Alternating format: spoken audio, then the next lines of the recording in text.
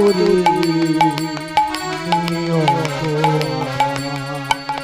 দয়া হাত ধরে পার করে নিও গো আমার অধর যাবি একাই আমি বলো দয়া খুঁজি গো এমন কঠিন দুর্দিনে আমি কেমন করে বেঁচে থাকবো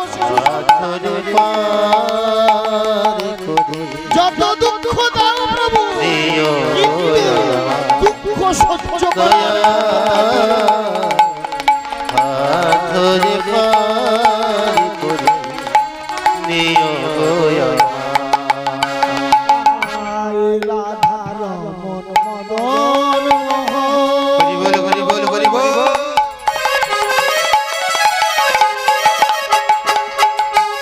ওহে গিরিধারী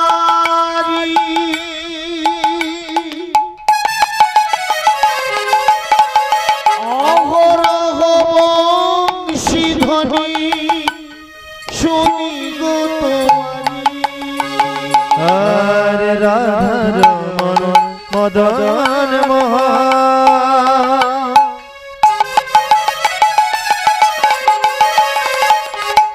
ও গো গিরিধারী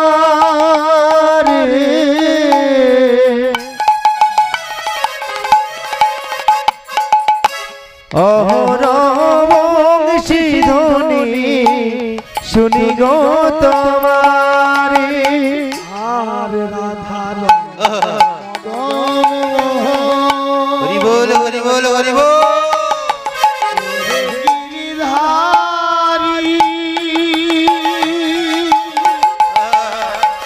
অহরহ বংশীধ্বনি শুনি গো তোমারি হরি রাধা রাম মদন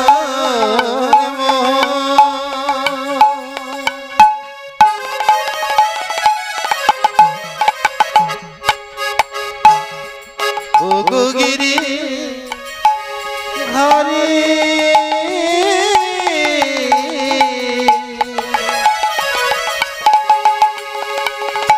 রহন বংশী ধ্বনি শুনি যে তোমারি আরে অভাজনে কৃপা করে অভজনে তোমার বিনে অভাজনে তোমার অভজনে তোমার বিনে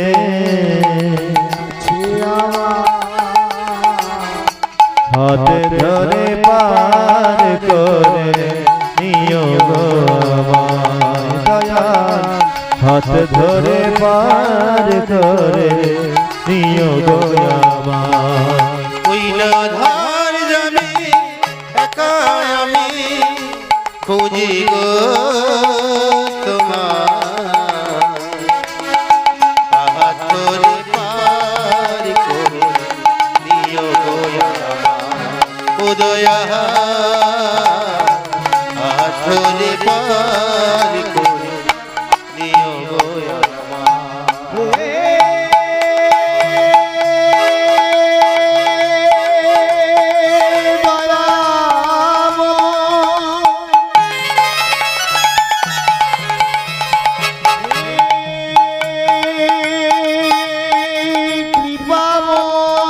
এই বাবা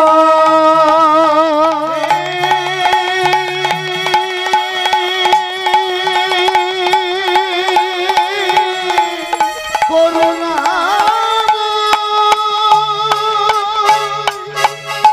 ও গো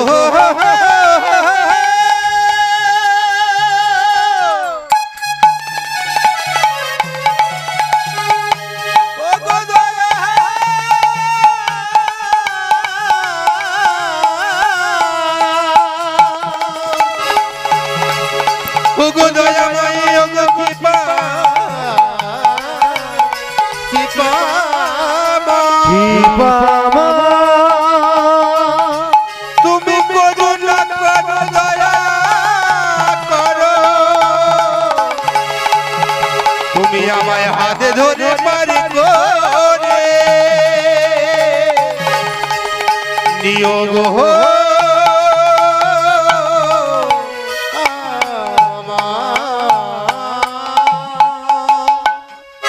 শিশু সন্তানটা ধীরে ধীরে একটু বড় হয়েছে। জন্মের পরে সংসারের জটিল অবস্থার সৃষ্টি হওয়ার কারণে ছেলেটার নাম রেখেছে জটিল।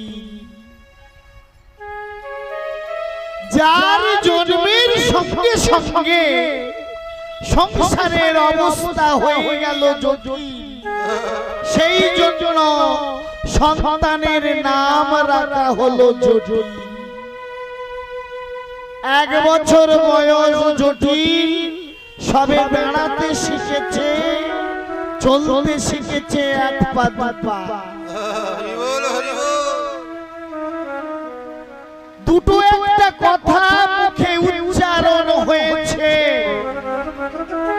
দেখো, কথা বলার আগে তার মুখ থেকে চলে গেল বাবা ডাক।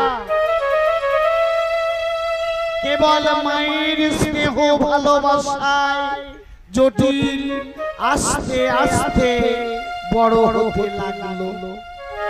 মা সুচন্দ্রা জটিলের অন্তরে জাগ্রত করলেন কৃষ্ণ ভক্তি।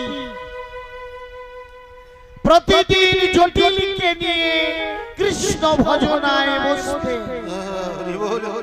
জটিলকে জানাতে চাইলেন যে দেখো, ভগবান ছাড়া আমাদের আর গতি নাই, গতি নাই, গতি নাই।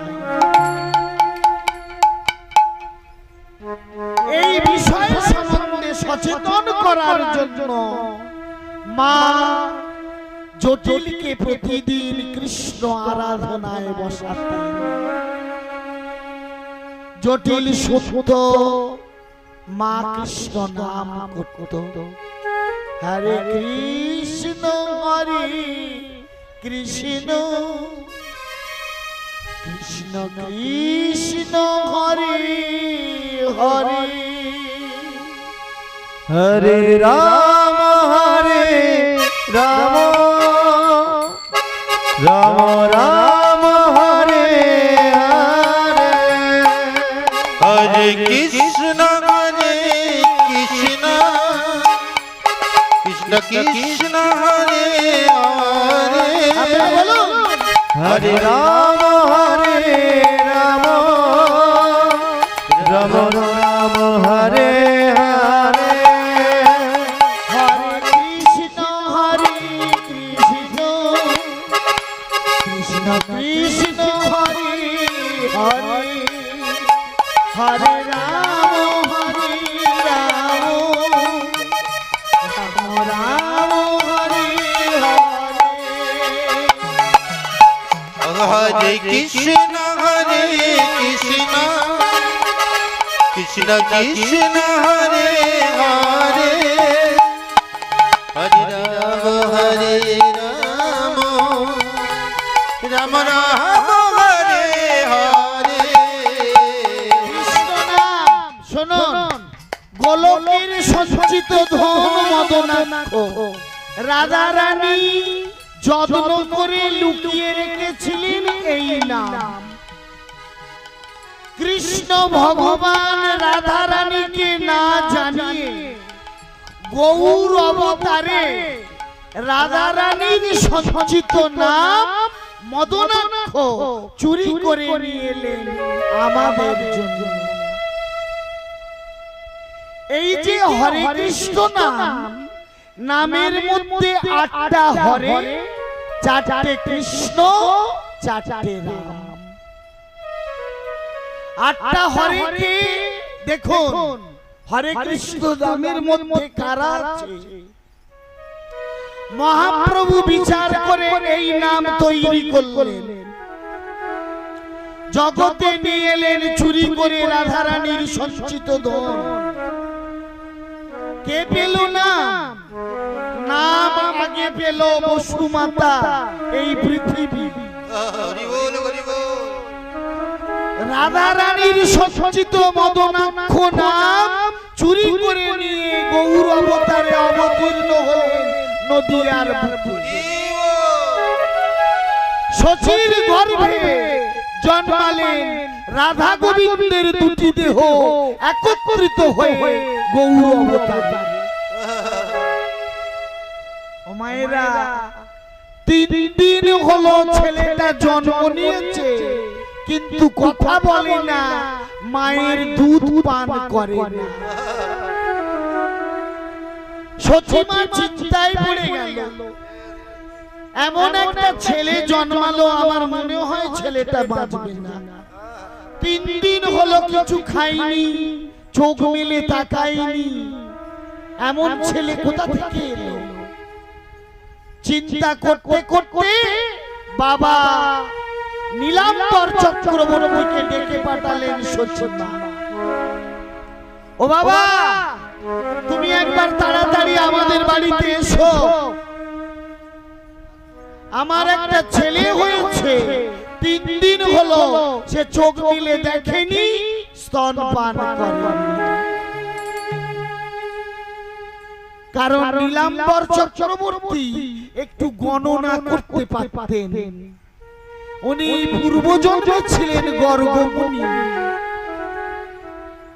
যেই নাম সেই কৃষ্ণ ভজন নিষ্ঠা করি, নামেরও সহিত আছেন আপনি অনন্ত কৃষ্ণের নাম, অনন্ত মহিমা, নারদ আদি ব্যাসদেব দিতে নারীসীমা। অনন্ত কৃষ্ণের নাম অন্ত না পাইয়া কৃষ্ণ নাম রাখেন গর্গ ধ্যানেতে জানি। তাহলে গর্গমুনি হলেন নীলাম্বর চক্রবর্তী, শচীর বাবা। মেয়ের ডাকে বাবা তাড়াতাড়ি করে এসে সুতিকা ঘরে মানে আতুর ঘরে প্রবেশ করলেন। দেখলেন ছেলেটা শুয়ে আছে চোখ বুজিয়ে।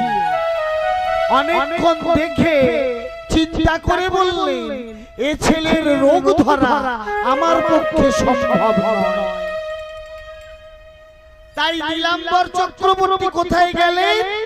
ছুটতে ছুটতে হাজির হলেন শান্তিপুরের কর্তা অদ্বৈত আচার্যের গৃহে। অদ্বৈত আচার্যকে ডেকে বললেন, আচার্যদেব, একবার যেতে হবে আপনাকে আমার মেয়ের বাড়িতে। বললেন, কেন? আমার মেয়ে সচী 3 দিন হলো একটা ছেলে হয়েছে, চোখ মেলে দেখেনি, স্তনপান করে। অদ্বৈত আচার্য নীলাম্বর চক্রবর্তীর সঙ্গে যখন এসে হাজির হলেন, আতুর ঘরে প্রবেশ করলেন, মা সচীকে বাইরে বার করে দিলেন। দিয়ে ওই 3 দিনের ছেলেটাকে জিজ্ঞাসা করছে, প্রভু তোমায় কেউ না চিনুক, আমি চিনেছি। প্রতিদিন তুলসী পাতায় কৃষ্ণ নাম লিখে সুরধনী গঙ্গার জলে ভাসিয়ে দিয়েছিলাম। মদন গোপাল তুমি এসো, মদন গোপাল তুমি এসো, মদন গোপাল তুমি এসো।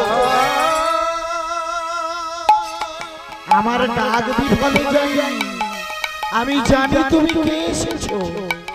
তুমি সেই গোলকের গোবিন্দ বলদয়ময় এসেছো। যখন 3 দিন চোখ মিলে দেখলে না কেন? 3 দিন স্তনপান করনি কেন? কি অভিপ্রায়? মহাপ্রভু বললেন, ওই 3 দিনের ছেলে নিমাই। অদ্বৈত আচার্যকে ডেকে বললেন, শোনো আচার্যদেব, আমি যার স্তনপান করব আমার সেই মায়ের এখনো দীক্ষা হয়নি। যে দেহ দীক্ষিত নয় সে দেহ অশুদ্ধ, তাই আমি মায়ের স্তনপান করিনি। তুমি মাকে দীক্ষা দাও, দিলে আমি স্তনপান করব। অদ্বৈত আচার্য বললেন, কোন মন্ত্রে আমি দীক্ষা দেব প্রভু? তুমি আমাকে জানিয়ে দাও। ওই 3 দিনের ছেলে আঙুল দিয়ে লিখে দিয়েছিল মাটিতে এই তারক ব্রহ্ম নাম। তাহলে নাম আগে কে পেল? বসুমাতা। বসুমাতার কাছ থেকে নাম কে পেল? অদ্বৈত আচার্য। অদ্বৈত আচার্যের কাছ থেকে নাম পেল সচিন ঠাকুর। হরে কৃষ্ণ কৃষ্ণ কৃষ্ণ হরে হরে, হরে রাম রাম রাম হরে হরে। হরে কৃষ্ণ কৃষ্ণ কৃষ্ণ হরে হরে, হরে রাম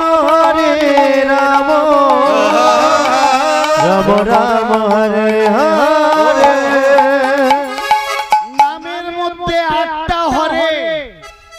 এই 8টা হরে প্রথম হরে চন্দ্রাবলী, দ্বিতীয়তে রাধা, তৃতীয়তে সুভাষিনী, চতুর্থেতে সিংহাসন, পঞ্চম হরে রেবতী, ষষ্ঠ হরে সাবিত্রী, সপ্তম হরে শেষে, অষ্টম হরে সিংহাসন। ও মায়েরা, দেখবেন রাস্তা দিয়ে যেতে যেতে অনেক আমাদের হিন্দু ধর্মে অনেক মানুষ, অনেক মানুষের সঙ্গে দেখা হলে আমরা প্রথমে কি বলি? হরে কৃষ্ণ বলি না? তাহলে এই হরে কৃষ্ণ, তাহলে কোন হরেটা আমরা বললাম? 8টা হরে আছে, তার মধ্যে কোন হরেটা বলা হয়েছে? এই যে হরে কৃষ্ণ বললাম, আপনাকে দেখে আমি হাত দুটো জড়ো করে বললাম হরে কৃষ্ণ, আপনিও বললেন হরে কৃষ্ণ। তাহলে কোন হরেটা? আমি এখনই বলে দিয়েছি, প্রথম হরে চন্দ্রাবলী। শ্রীধাম বৃন্দাবনে রাধারানী 3 জন। একজন হলেন কামরাধা, তিনি হলেন চন্দ্রাবলী। 2 জন হলেন প্রেম রাধা, তিনি হলেন কে? বৃষভানু রাজনন্দিনী, প্রধানা প্রকৃতি শ্রীমতী রাধারানী। আর 3 নম্বর রাধারানী হলেন পূর্ণমাসী যোগমায়া, যিনি হলেন নিত্য রাধা। এই 3 জন রাধাকে নিয়ে শ্রীধাম বৃন্দাবনে লীলা প্রকাশ করেছিলেন আমার অনাদি আদি গোবিন্দ। তাহলে আমরা যে হরেটা বলি সেটা হলো দ্বিতীয় হরে হলো শ্রীমতী রাধারানী। আর যে কৃষ্ণটা বলি সেটা হলো প্রথম কৃষ্ণ, কৃষ্ণচন্দ্র, দ্বিতীয় কৃষ্ণ বাসুদেব, তৃতীয় কৃষ্ণ শ্রী জগন্নাথ, চতুর্থ কৃষ্ণ বলরাম। তাহলে দ্বিতীয় হরে আর প্রথম কৃষ্ণ, এই মিলে হলো হরে কৃষ্ণ। প্রতিদিন মা সুচন্দ্রা, ওই ছেলেটা নাম যার জটিল, তাকে কৃষ্ণ নাম বলে, তার কানে যায়, কৃষ্ণ নাম করে।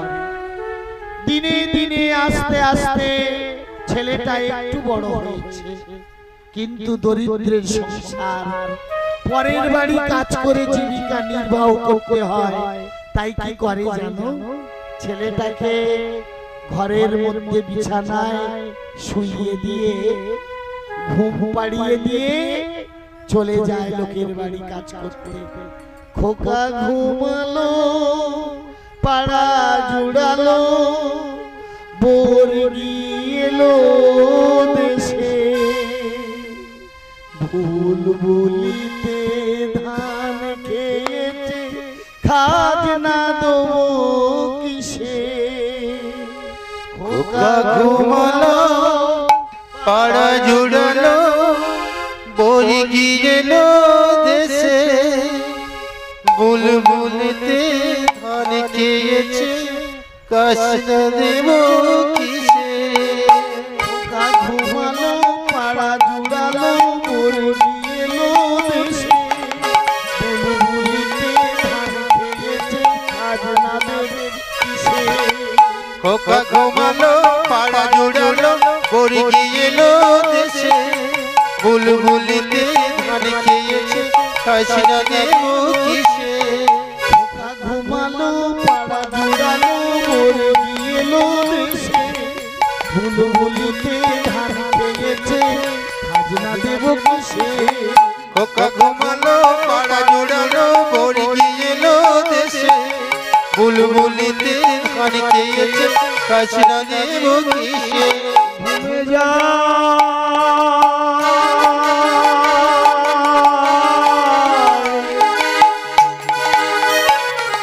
ঘুমে যা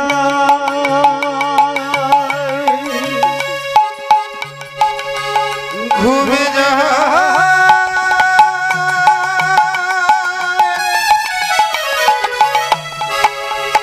তোরে ঘুমে যা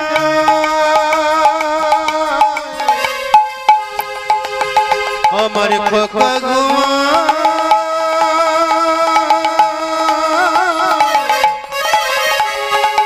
ঘুমে যা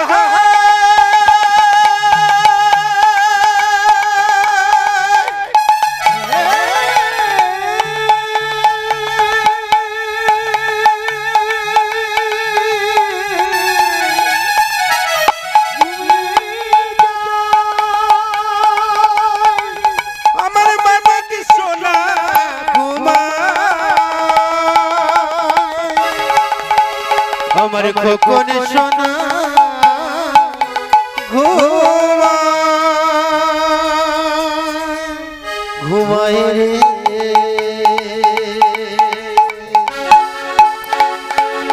আমার সোনা মানে ঘুমায় রে প্রতিদিন বিছানায় ঘুম পাড়িয়ে দিয়ে মা সুচন্দ্রা যায় লোকের বাড়ি কাজ করতে।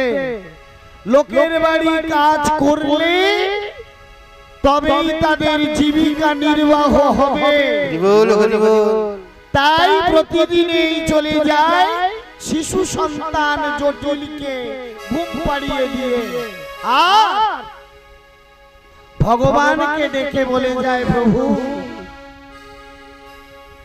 তোমার দায়িত্বে আমার সন্তানকে রেখে গেলাম, তুমি আমার জটিলকে দেখো ঠাকুর। এই বলে সুচন্দ্রা চলে যায় প্রতিদিন নিজের কাজে। দিন যায়, একদিন দেখতে দেখতে জটিল 5 বছরে পদার্পণ করেছে। 5 বছর বয়স হয়েছে জটিল। গ্রামের লোকেরা বললে, সুচন্দ্রা তোমার ছেলে জটিলের 5 বছর বয়স হয়েছে, এবার ওর লেখাপড়া করার সময়, ওকে তুমি পাঠশালায় ভর্তি করে দাও। সুচন্দ্রা বললে, বাবু অভাবের সংসার, দুজনে দুবেলা পেট ভরে খেতে পাই না, তারপরে জটিলের লেখাপড়া চলবে কেমন করে?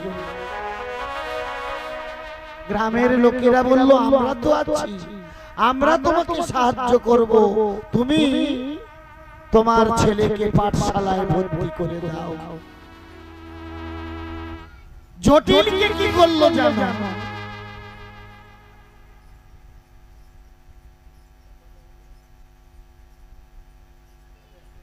ডিস্টার্ব করলাম, তো আমার একটা কথা আছে। তো আমরা মোটামুটি আজকের দিনে একটু ক্ষুদ্র অনুষ্ঠানের আয়োজন করেছি। তো আমার বাবা মায়ের এবং ঠাকুর দাদা ঠাকুরমার যে মন্দির প্রতিষ্ঠা উপলক্ষে, তা এবার এই ক্ষুদ্র অনুষ্ঠানে আপনারা এসেছেন, আমাদের খুবই ভালো লাগছে।